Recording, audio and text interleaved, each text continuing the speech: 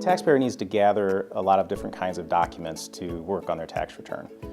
They need to gather any documentation that is issued to them under their Social Security number. These would include things like W-2s, 1099s that report interest, dividends, retirement benefits, as well as K-1s, which are issued by partnerships, S corporations, or trusts that they have an ownership in.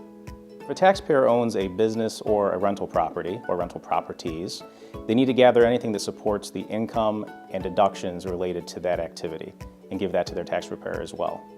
Many taxpayers have itemized deductions they report in their tax returns. These include things like medical deductions, real estate taxes, mortgage interest, and charitable contributions. They need to have all these documents gathered and provided to their tax preparer. Taxpayers often overlook the importance of documenting their estimated tax payments they've made during the year to either the federal government, a state government, or a city. These items need to be gathered and listed out for their tax preparer to make sure they get the proper credit on their tax returns filed. It's important that taxpayers gather their tax documents and keep it all in one place throughout the year.